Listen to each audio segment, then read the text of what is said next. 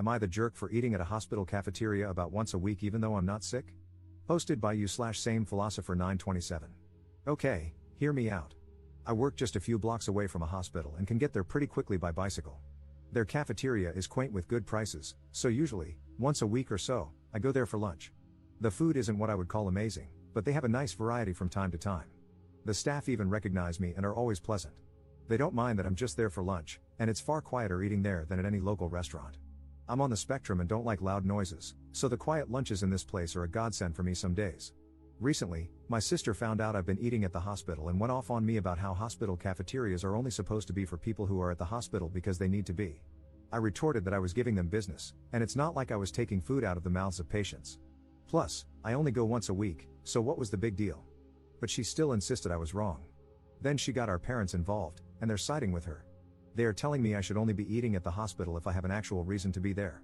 I told them they were all crazy and that it was just normal food I was paying for. But now, because neither they nor I are backing down, I'm torn. Am I the jerk for going to eat lunch in a hospital cafeteria once a week just because I work nearby? Update 18 days later. I really apologize for the length of this post, but writing down all the details took way longer than I thought. This situation was downright crazy. I never thought my sister would do something like this. Not too long ago, I, 23M, posted for advice because my parents and sister were angry at me for regularly eating in a hospital cafeteria since it's close to my work. I enjoy the peace and quiet there on the days I eat there. But this situation escalated so radically that I can't believe something so dumb actually happened. My sister did the pettiest thing she's ever done to me, and for completely undeserved reasons too. When my sister found out I was eating at the hospital cafeteria, she went off on me about how that food is just for people who are at the hospital because they need to be. We ended up in a big argument about it, during which I told her it wasn't like I was taking food from the mouths of patients. Then she went to our parents to get them on her side, as she always does, and they immediately sided with her, just like I thought they would. They backed her up, saying that the hospital cafeteria was not a place to go eating casually. We had a big argument, and they spent days hounding me, telling me I was wrong and demanding I stop. So I went to Reddit. There, I learned that not only was I not doing anything wrong, but it's actually very common for people to go eat at hospital cafeterias simply because they like it. I hoped the situation would just fade away, but a few days later, my sister called me, asking if I had stopped eating at the hospital. I said no, and then it started all over again. My parents then called me, fuming and acting like I was supposed to stop going because they said so. I reminded them that I don't live under their roof anymore and that this is exactly the kind of reason why I moved out. They take my sister's side in almost everything. They huffed and puffed about it. This time, the fight didn't stay at home. Other relatives found out because my sister tried to broaden her support. She was so dead set on enforcing her will upon me that she went looking for help from other relatives. However, our parents were the only ones on her side. My uncle personally admonished my parents and her over the phone once I told him what actually happened. He told them they were only siding with my sister because she's their favorite and called them terrible parents for ever playing favorites to begin with. Then, my cousin went to eat with me at that hospital cafeteria and said he'd like to go there once a week too, as he also works nearby and bicycles everywhere. We've already run into each other at lunch there once since then. He was actually rather pleased to find out the food was healthier than most other places. He's a bit of a picky eater, so this place is kind of like his new lunch hangout. My sister got even angrier after finding out there were other people in the family eating at the hospital now too. Once outed, my parents backed down due to embarrassment. They apologized to me and gave me some malarkey about how they honestly thought eating at a hospital was weird and felt like they just needed to defend my sister.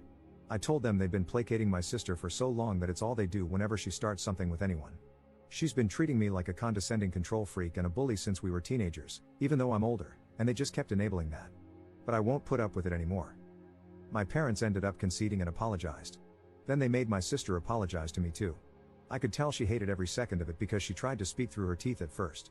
Later on, my parents invited me to dinner as another form of apology. But it felt more like a show to look good to the rest of the family because they told everyone about it before it even happened. The dinner was great, I can't deny. My parents had cooked a turkey, arguably one of my favorite things to eat. I love the drumsticks slathered with gravy. Yeah, I'm kind of a pig when I eat them, but I can't help it. My sister always thought it was hilarious and was one of the few things I didn't mind her laughing about. So, I thought nothing of why she was so giggly at dinner. Later, after the family dinner, I noticed my bike was missing. I had parked it in the backyard out of sight, but it was just gone. I freaked out because it's my only mode of transportation. My parents panicked a bit with me, but my sister seemed the opposite. She actually looked happy and was giggling.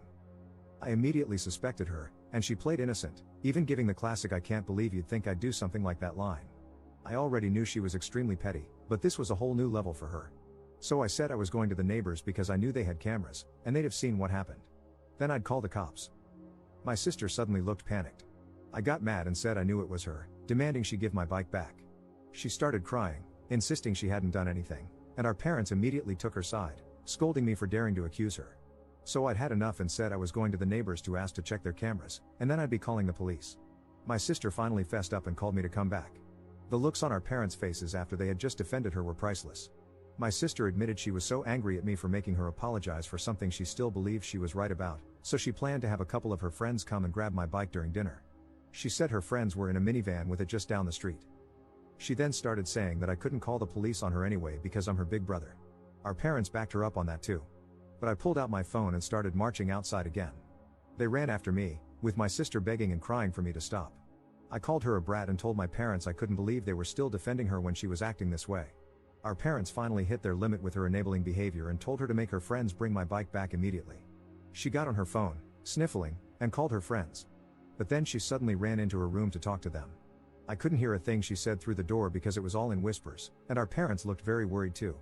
My sister would never have willingly admitted she had my bike stolen. She just kept sobbing that it was only a prank over and over again, repeatedly using the excuse that it's just a cheap bike anyway. I bought it used a few months ago for $50, but it's in great shape and my main mode of transportation. My sister kept looking at our parents to back her up, but this time they just couldn't. So she slumped down in a chair, hugging her knees and waiting with the rest of us. She looked increasingly freaked out the longer her friends took to bring my bike back and was repeatedly texting them. Even though my sister said her friends were just down the street, it took them roughly an hour to bring my bike back. They finally pulled up in the minivan with my bike shoved in the back, completely soaked and covered in mud, like it had just been pulled out of a wet, muddy ditch. The bike is a 700C, so it's too tall for either of them to ride.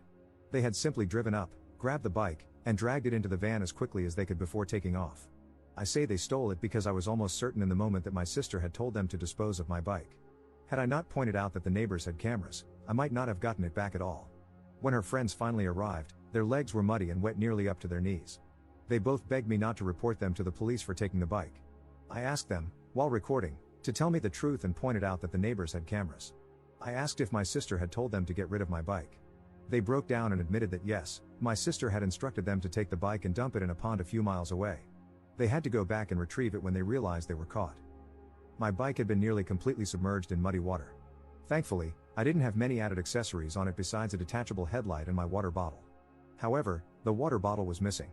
I wasn't surprised by what my sister's friends told me, and I had them tell our parents too.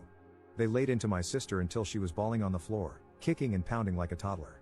I hadn't seen her act that way since she actually was a toddler, and I found it mortifying that she was still like this on the inside. Then she shut herself in her room.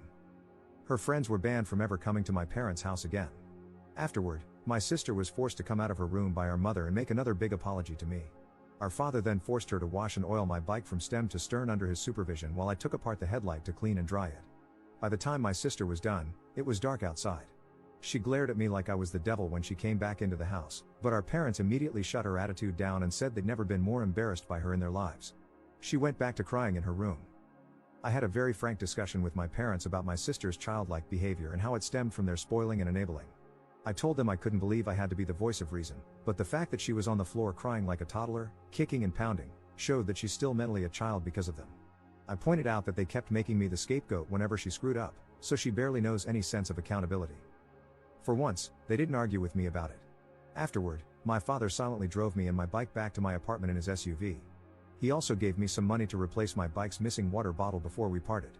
My sister and her clique used to harass me a fair bit whenever we ran into each other. They made fun of me as a group whenever possible, and I usually just ignored them because they bored me. That really seemed to tick them off. After the bike incident, I received numerous messages from numbers I didn't recognize, cussing me out for making my sister cry over what they called a silly prank. Knowing her, my sister probably fed everyone she knew a very different version of the story. I responded with lengthy replies detailing what actually happened and even stated that I have recordings of her friends admitting the truth. Some people at my sister's college found out what actually happened, maybe from my texts or perhaps because her friends spilled the beans. It embarrassed my sister so much that she came home in a crying tantrum about how people there were calling her and her friends B-words and bike thieves. I may not have gone to college, but I know students who need their bikes are very protective of them, especially since many live on shoestring budgets. My sister said someone even joked that they shouldn't leave a bike around her because it might just disappear if she had to apologize to anyone. She ended up so upset that she refused to leave her room for 3 days to have her pity party. My parents called me up to try and turn everything on me again. I reminded them about the discussion we had days before and told them they needed to stop babying her and let her deal with the repercussions of her own actions. If she fails her classes again, it's because she's not trying like she should be. Then I went off on them, saying they were just looking for someone to blame to make her feel better. She created the problem, not me, and I wasn't going to be the scapegoat anymore.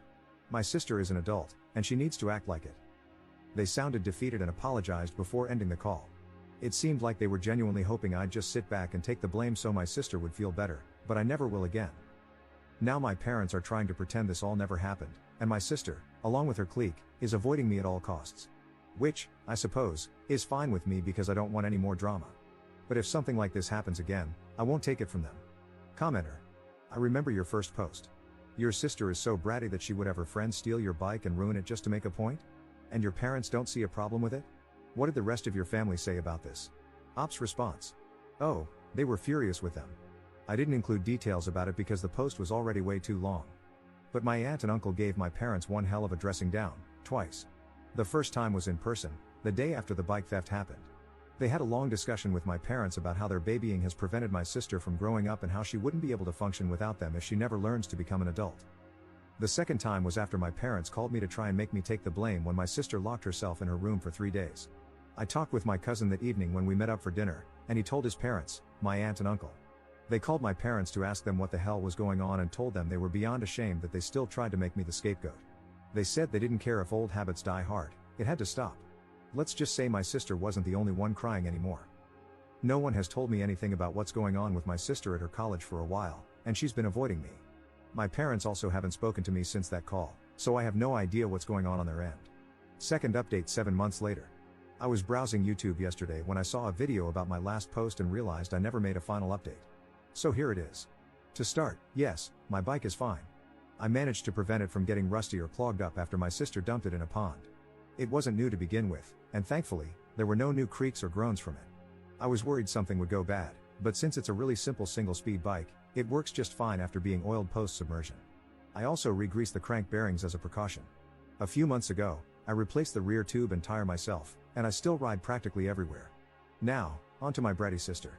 She barely managed to pass college and tried to blame her low grades on me and her depression from the bike incident multiple times. However, even our parents stopped letting her get away with that. They finally reached their limit, cracked down on her bad behavior, and made her sit in her room to study whenever she had a pity party or tantrum. They even threatened to cut off the Wi-Fi and shut off her phone if she didn't get her homework done. She cried and said she hated them, but eventually, she sucked it up and complied. She finally graduated, but her graduation wasn't a fun time for her. We all went out to celebrate, but she wasn't happy because she had no friends left. She'd hoped to party with her former clique, but they had all cut her off because she's a brat. As an ironic punishment, our parents started making her ride a bicycle to get around. She hates it more than she hates the bus. It's a cruiser bike our dad picked up used for her, and our parents practically begged me to take her out on weekend rides to get her out of the house for a few hours. I agreed, but only because they asked nicely and offered dinner. As for the hospital cafeteria issue, my sister still stubbornly insists it's wrong to eat there, though she can't provide any valid reason. No one sides with her on it anymore, not even our parents, who've since joined me for family lunches there a couple of times. They even forced her to come along. She looked fidgety and claimed it was against her beliefs, wording it as if it were a religious issue. She was promptly told off for that. She cried as usual but was told to grow up. I think she clings to this belief because admitting she was wrong is something she refuses to do. At times, I wonder if she's not just a spoiled control freak but possibly a narcissist. Of course, I'm not qualified to diagnose her. Her former clique abandoned her after they got into trouble over the bike incident. At least 2 of them were involved in stealing and dumping my bike, and they were all hazed when word got out. The clique blamed my sister for everything and cut ties to save their own reputations. While I didn't file a police report, the 2 girls who stole my bike faced consequences at home. The minivan they used was borrowed from one of their parents, who revoked its use after learning what happened. Those parents even visited me to apologize on their daughter's behalf and asked for a copy of the video I took, which I provided. Despite their involvement, the clique threw my sister under the bus. She was also ridiculed for being forced to ride a bike to and from college since our parents deemed it cheaper than the bus, and she no longer had friends to carpool with. Her bike was never stolen or vandalized, she just hated it. Our dad also insisted she learn how to maintain it herself. He used to tinker with bikes in his youth and taught me the basics as well. For those who thought my sister might retaliate, she didn't. She's just bitter. She was made to get counseling, which has slightly improved her, but real change, if it happens, will take years. She doesn't try to boss me around anymore. I've been over for dinner several times since my last post, and she barely speaks to me at the table. She's annoyed by how unbothered I am. Everyone, even our parents to an extent, has told her that she destroyed her own reputation, but she still blames me as her scapegoat. Since the incident, I always lock my bike when visiting home, just in case. After she finished college, our parents announced that she was moving out. She protested, but they forced her to get a job and find an apartment. They said her party days were over and it was time to face adult life. Multiple relatives told them she wouldn't grow up unless she lived on her own and paid her own bills. Though she was clearly their golden child, they finally agreed she needed to learn independence. She's not happy about it, as she loved being a spoiled leech, but she knows she can't blame me since I had no part in the decision. Still, she threw multiple tantrums, claiming it was just a bike, when things didn't go her way in college. At one point, our mom smacked her upside the head and told her to stop acting like I was the cause of all her problems. And my bike isn't just a bike to me, it's practically my livelihood as my primary mode of transportation. Now, my sister shares a 2-bedroom apartment with 3 other girls and had to move farther away so her reputation wouldn't follow her. My mom cried over it. My sister is working in an office, learning to be a secretary, but she constantly complains about her life. She also tries to rub it in my face that she'll make more money than me someday. I just tell her, you do you, which infuriates her. She doesn't like her roommates and still has to ride the bike our dad got her. Her commute is only a few miles, so she doesn't spend money on the bus, and walking takes too long for her. She demanded our parents buy her a car, but they refused, which led to her ignoring them for a while. We no longer go on bike rides together since she moved out. Back when we did, she'd taunt me immaturely, but I ignored her, which frustrated her more. She once claimed her bike was better because it had gears, but she could never outpace me anyway. It seemed to make her determined to get in better shape, at least. I think she wants me to be the big loser so she doesn't feel like one. She wanted an e-bike for Christmas, but our parents refused after seeing how expensive good ones are. They've already spent a lot on her, covering 3 years of college. As a joke, I gave her new bike tires for Christmas, earning a stink eye in return. In 2024, she needed financial bailouts from our parents because she couldn't manage her money. Despite facing the realities of life, she still acts like a spoiled brat in denial. She also resents that I live alone while she has to have roommates. Ironically, her roommates like me, which only upsets her more. I think she hates them because they don't cater to her whims like our parents used to. Living with people who don't indulge her must be a nightmare for her. That about sums everything up so far.